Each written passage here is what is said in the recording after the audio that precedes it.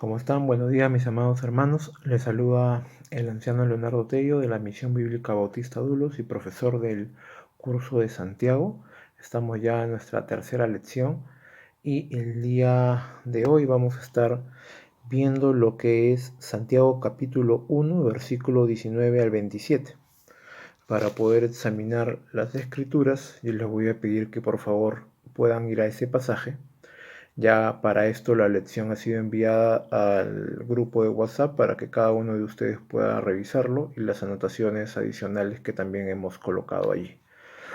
Eh, Esta porción textual del versículo 19 al versículo 27 vamos a bosquejarlo hasta en dos secciones para poder ver dos aspectos importantes que se encuentran aquí en esta sección.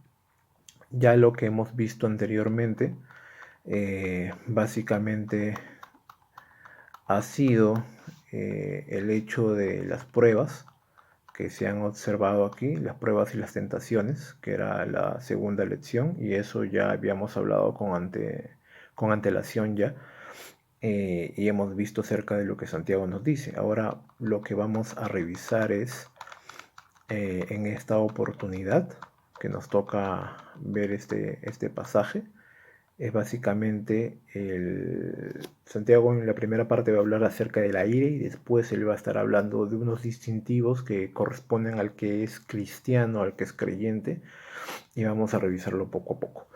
El versículo 19 al versículo 20 dice lo siguiente: Por esto, mis amados hermanos, todo hombre sea pronto para oír, tardo para hablar, tardo para irarse, porque la ira del hombre no obra la justicia de Dios. Ahora, aquí vemos un verbo en imperativo, o algunas personas dicen que está en indicativo, pero algunos comentaristas dicen que está en imperativo, como que este verbo, que es traducido acá en nuestra Reina Valera por esto, la palabra por esto, como un verbo concluyente sobre lo que ya se había dicho. ¿Qué es lo que Santiago ya había comunicado? Y era el acto de que por la palabra de Dios hemos sido hechos primicias de sus criaturas, del Señor, ¿no? Hemos sido hechos primicias de las criaturas del Señor por medio de la palabra. La palabra ha sido de forma instrumental, como, valga la redundancia, el instrumento por el cual Dios nos ha dado la salvación, ¿no? A través de la palabra, la locura de la predicación, ¿no?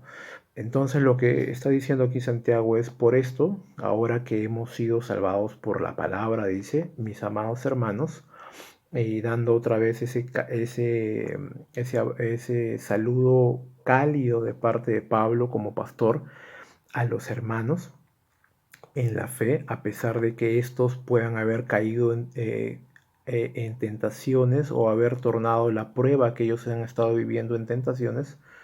Ellos siguen siendo hermanos y los pecados de nosotros, de los creyentes, no desmeritan la obra de Cristo, es lo que está diciendo.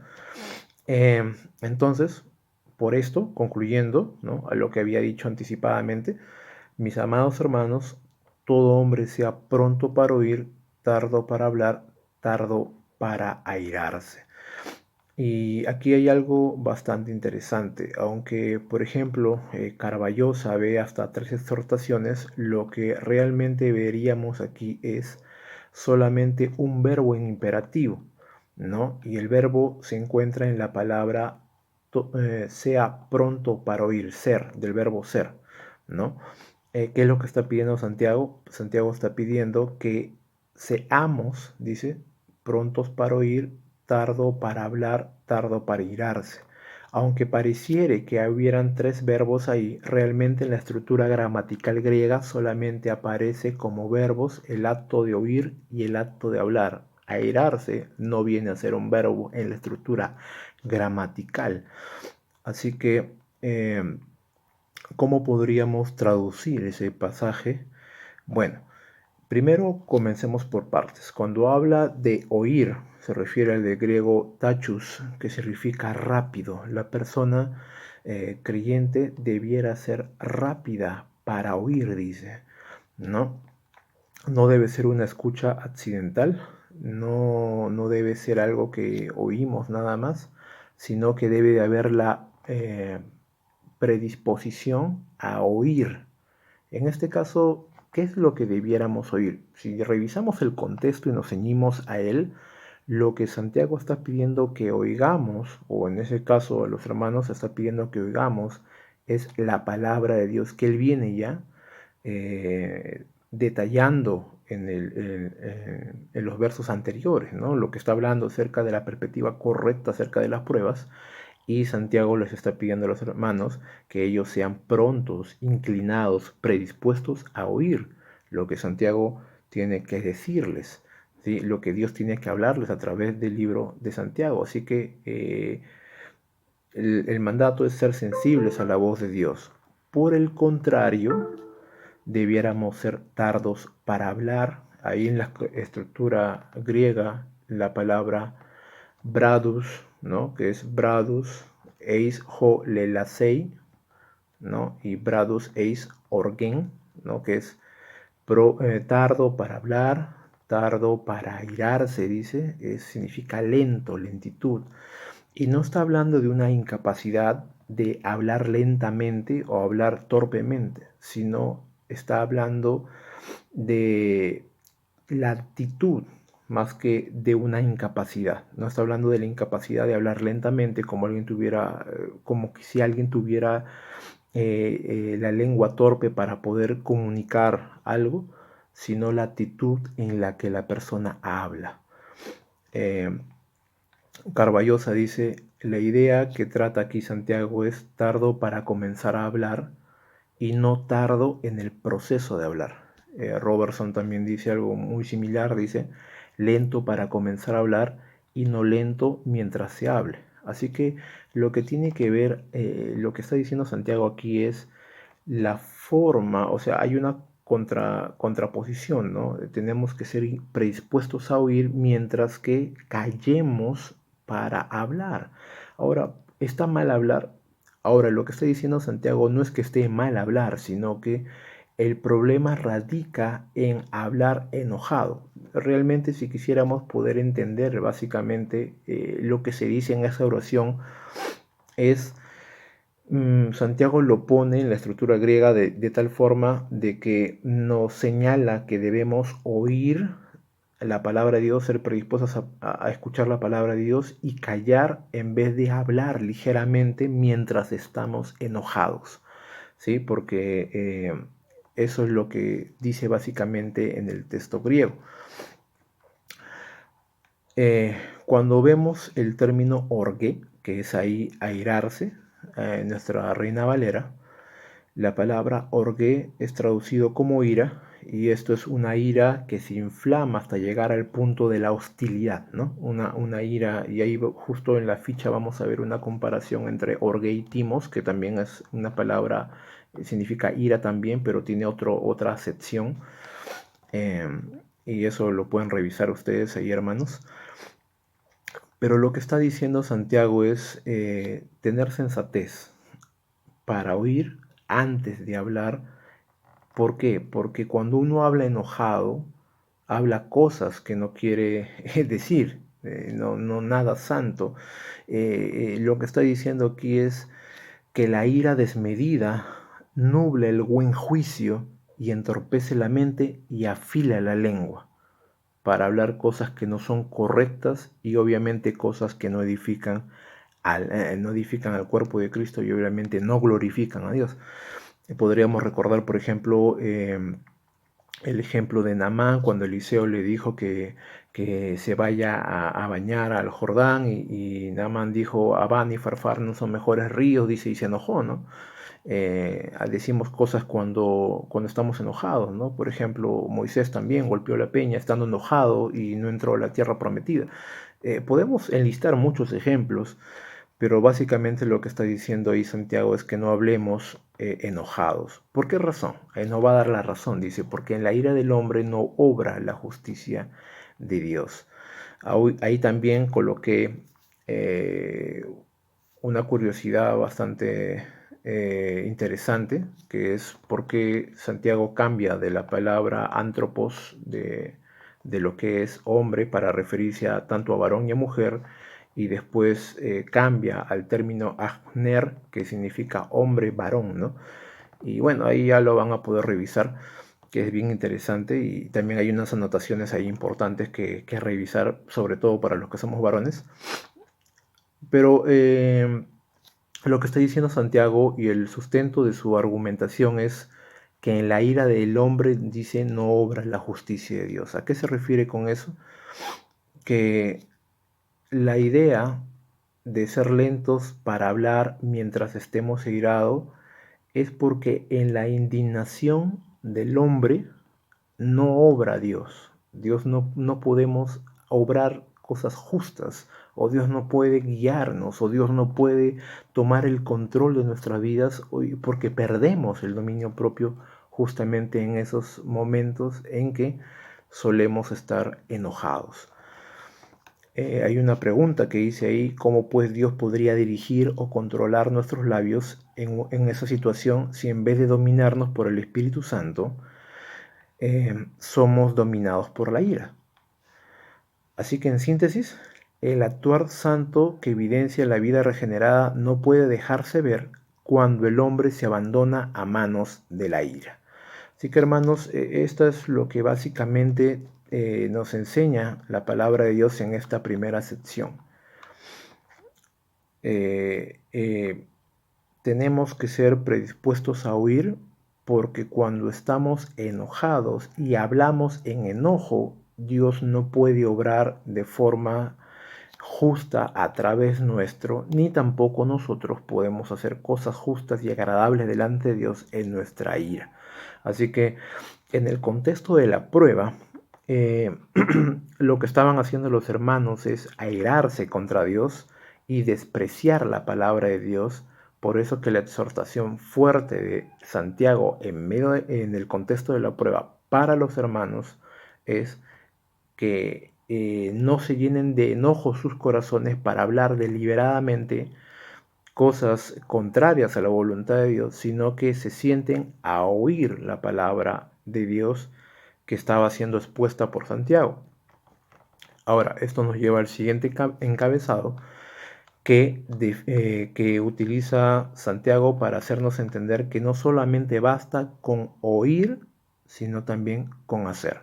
Versículo 21 en adelante dice, por lo cual, desechando toda inmundicia y abundancia de malicia, recibí con mansedumbre la palabra implantada, la cual puede salvar vuestras almas, pero sed hacedores de la palabra y no tan solamente oidores, engañándonos a vosotros mismos. Pues si alguno es oidor de la palabra, pero no hacedor de ella, este es semejante al hombre que considera en su espejo su rostro natural, porque el que se considera a sí mismo y se va y luego olvida cómo era. Mas el que mira atentamente en la perfecta ley, la de la libertad, y persevera en ella, no siendo oidor olvidadizo, sino hacedor de la obra, éste será bienaventurado en lo que hace.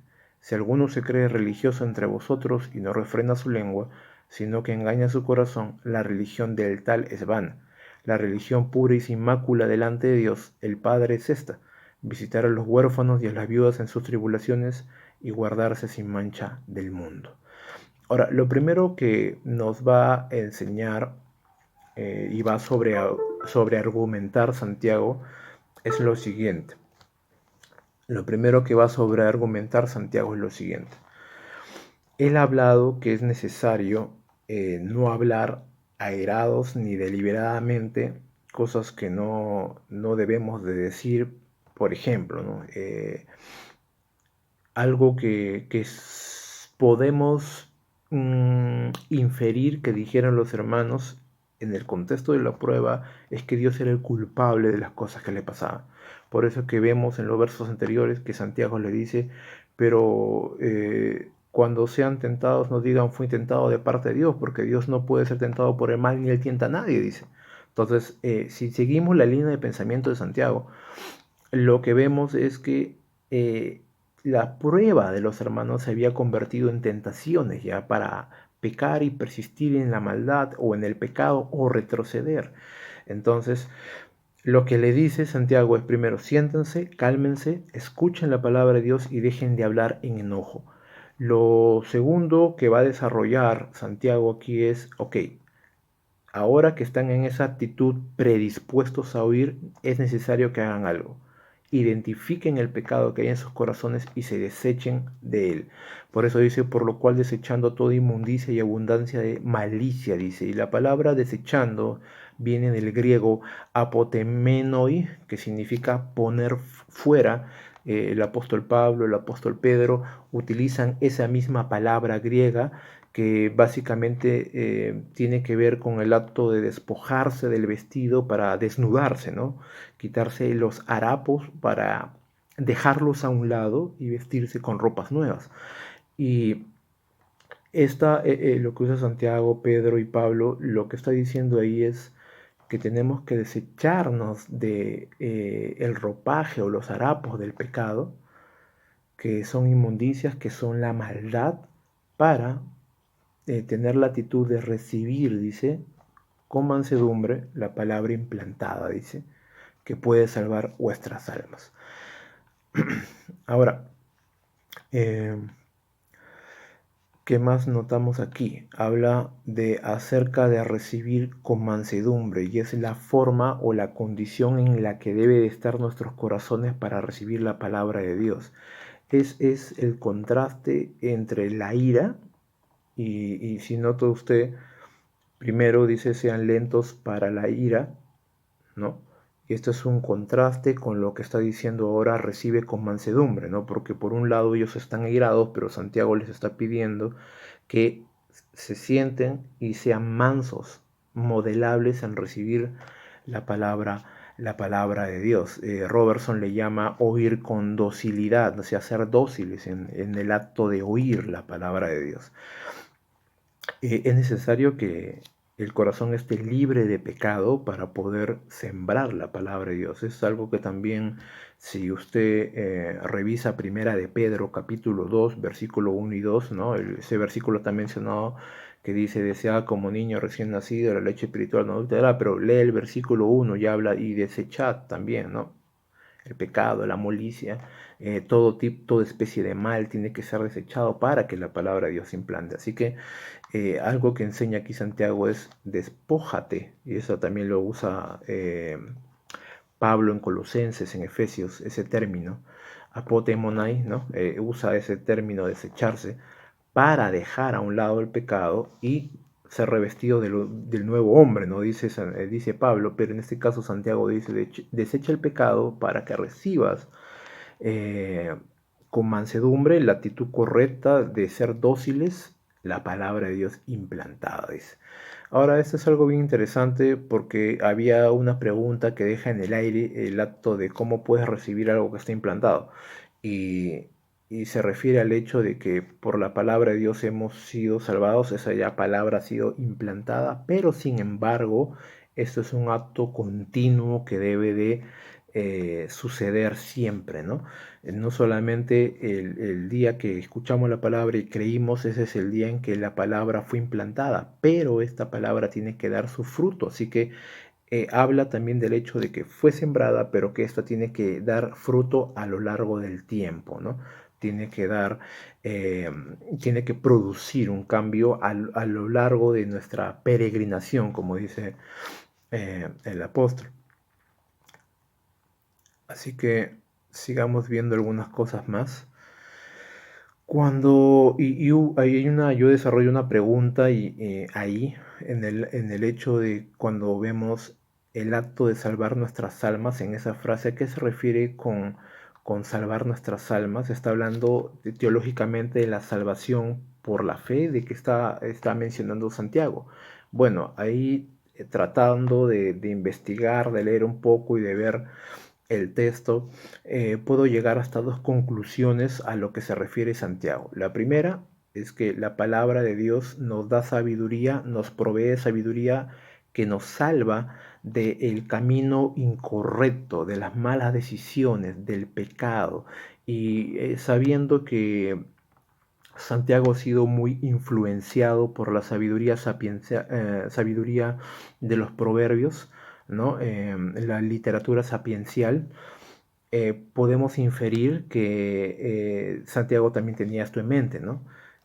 De la sabiduría que la palabra de Dios da, porque él también va a hablar de la sabiduría de lo alto, la sabiduría que es del mundo, la sabiduría que no es de lo alto, la sabiduría que es de lo alto, así que podemos inferir que él está hablando acerca de que la palabra de Dios tiene el poder de darnos sabiduría para caminar correctamente y no cometer errores, o por lo menos los errores sean mínimos en nuestra vida, ¿no? Porque caminamos en sabiduría. Y si vemos Proverbios capítulo 1 hasta el capítulo 11 y podemos ver todos los proverbios, siempre hay esta dinámica en que adquieres sabiduría y la sabiduría te guarda de algo. Entonces ahí puse textos para poder revisarlos que apoyan fuertemente a la argumentación que estoy dando. Y en segundo lugar, lo que vemos cuando se habla de la expresión la cual puede salvar nuestras almas, también hablo acerca de que la perseverancia, el permanecer en la palabra de Dios, prueba que tenemos la vida eterna. Porque el acto de solamente escuchar la Biblia una vez y decir con esto que somos salvos no evidencia una conversión genuina. En cambio, aquel que permanece en la palabra de Dios se puede conocer a ciencia cierta en el transcurrir de su vida que eso es una evidencia clara de su salvación. Y esto también se apoya por el contexto, porque después Santiago va a hablar de ser hacedores de la palabra y no solamente oidores, y que debemos permanecer en la ley de la libertad. Eh, Así que estos dos conceptos que se manejan ahí son apropiados y son correctos con respecto al término que la palabra tiene para salvar nuestras almas. Bueno, también ahí coloqué algunos pasajes importantes. Uno de aquellos que me pareció bastante interesante fue Juan capítulo 8, versículo 31. Dice que aquel que permanece en la palabra, Jesús decía, ¿no? Aquel que permanece en mi palabra es verdaderamente mi discípulo. Así que también, ¿no? Nuestro Señor nos da pie a poder entender que el permanecer en la palabra de Dios evidencia una conversión genuina. Ahora, Santiago nos va a dar otro imperativo más, donde nos demanda ser hacedores de la palabra y no solamente oidores, dice, engañándonos a vosotros mismos. Ahora, Santiago ya nos exhortó a recibir la palabra, a recibir la escritura, pero no de forma pasiva, dice, como quien escucha pues una perorata, tediosa, ¿no? Que tiene que aguantarla por obligación, sino que ahora nos llama a poner en práctica lo escuchado, ¿no? Ya Santiago ha dado a entender que debemos de despojarnos del pecado y recibir con mansedumbre, ser tardos para hablar y prontos para oír, y en esta actitud debemos de no solamente quedarnos el hecho de estar en una actitud pasiva mirando el cielo mientras escuchamos la palabra, sino que bien hemos escuchado la palabra, esta tiene que tocar nuestros corazones y tenemos que dar fruto acerca de la palabra expuesta. Como muchas veces lo he dicho, cada vez que escuchamos la palabra somos responsables de ella. Así que ¿qué más nos enseña aquí? Ser hacedores de la palabra y no solamente oidores. Aquí Santiago nos dice algo interesante. Aquí, bueno, está el imperativo de sed hacedores de la palabra.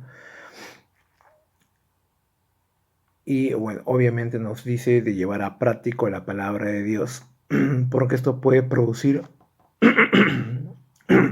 un autoengaño, dice. Ahora,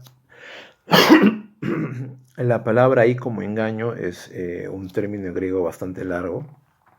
Ahí está la ficha, no lo voy a mencionar porque parece un trabalenguas, pero lo que está diciendo ahí, o la traducción literal, debería ser engañar mediante un falso razonamiento, ¿no?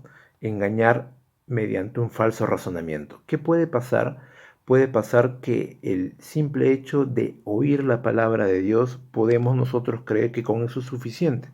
Pero la fe no se resume a solamente oír la palabra de Dios o exponernos cada domingo, cada sábado o cada momento en que la predicación de la palabra se dé o la palabra sea expuesta. El acto pasivo de oír nada más no, no encasilla la fe. No solamente podemos reducir la vida cristiana a oír sermones todo el tiempo.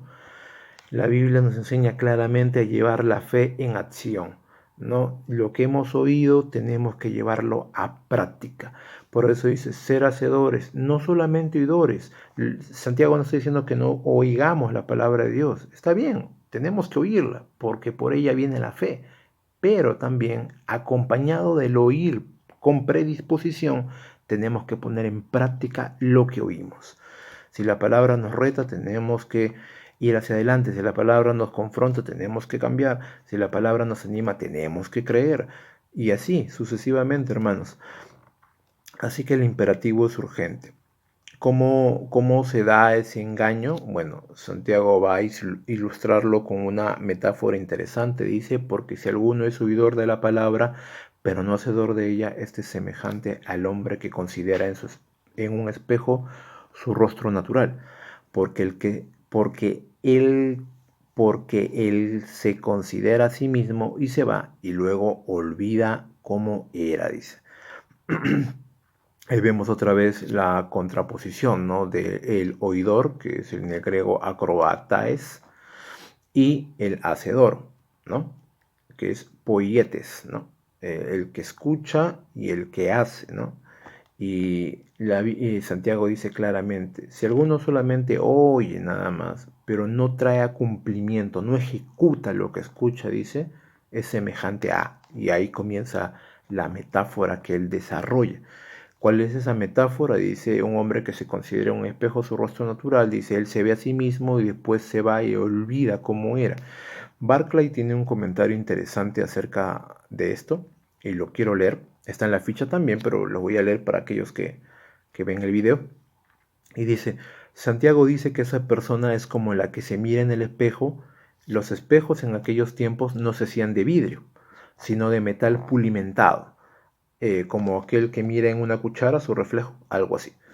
Aquel hombre ve los defectos que le desfiguran el rostro, se desmelena el cabello y se va, y se olvida de su aspecto.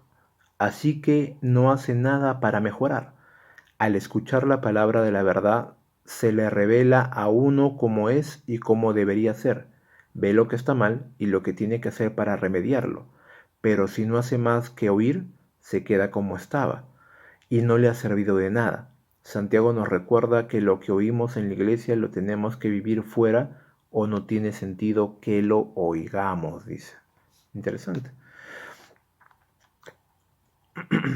John MacArthur tiene una opinión que complementa todo esto y dice, a no ser que los cristianos de profesión actúen de inmediato conforme a lo que oyen de la palabra, olvidarán los cambios y mejoras que su reflejo se da en ella. Les permitió ver como algo que necesitan practicar con urgencia, ¿no? Lo que está diciendo John MacArthur ahí es que a menos que nosotros como creyentes actuemos de inmediato conforme a lo que oímos de la palabra de Dios y los cambios que nos reta la palabra de Dios a hacer, si no tomamos acciones eh, urgentes con respecto a esto, con lo que Dios nos permitió ver en la palabra de Dios acerca de nuestros pecados, bueno, no hay nada más que hacer porque estamos despreciando la palabra de Dios. Ahora Santiago nos va a hablar de una bienaventuranza. Dice, mas el que mira atentamente la perfecta ley, la de la libertad y persevera en ella, no siendo oidor olvidadizo, sino hacedor de la obra, este será bienaventurado en lo que hace.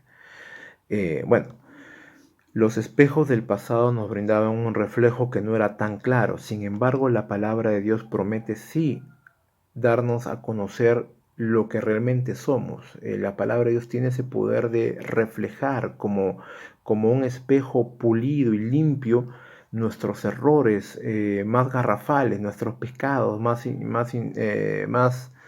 profundos para poder verlos. Y esto es misericordia de Dios para poder cambiar, para poder ser transformados a la imagen de Cristo. Así que lo que estoy diciendo aquí Santiago, es si tú cambias esa actitud y dejas de creer que la fe se circunscribe a solo el acto de oír nada más cada vez de forma regular la palabra de Dios, pero crees que ese sermón que tú oyes, esa clase que tú escuchas, es simplemente para otros, pero no es para tu propia vida, pues tú estás equivocado. Estamos equivocados. Pero aquel que mira atentamente, dice en la perfecta ley, la ley de la libertad, y persevera en ello, y no se olvida, dice, sino que hace lo que escucha, dice, es de bienaventurado. Y cuando se habla de perfecta ley, la de la libertad, podríamos hacer mención del Salmo 19, versículo 7, que habla que la ley de Jehová es perfecta, dice. Y también podríamos hablar de la libertad que nos da la palabra de Dios, ¿no? Cuando habla Juan capítulo 8, versículo 32, ¿no? Que la palabra nos hace libre, ¿no? La verdad nos hace libres.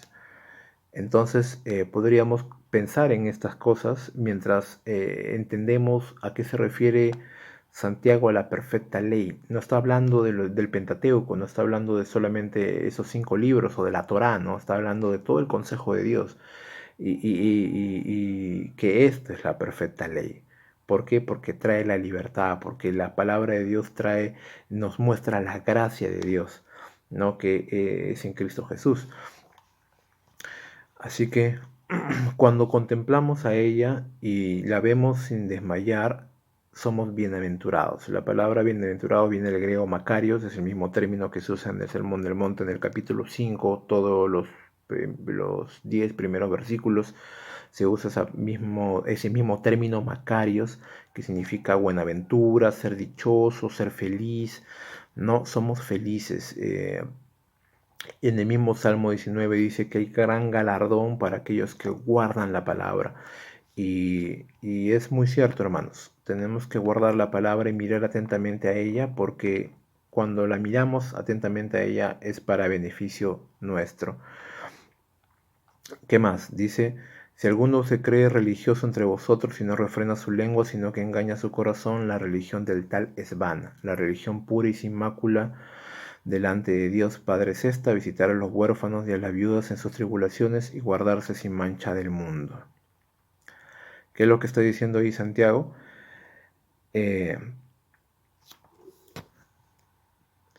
lo que está diciendo Santiago es lo siguiente. La palabra religioso que comienza esta frase, o religión, viene del griego treskos, que significa con la observación del ritual religioso, o también tiene que ver con el culto público de la adoración ceremonial. ¿Por qué Santiago utilizó ese término en vez de utilizar un término que podría significar piadoso o alguien reverente, etcétera, etcétera?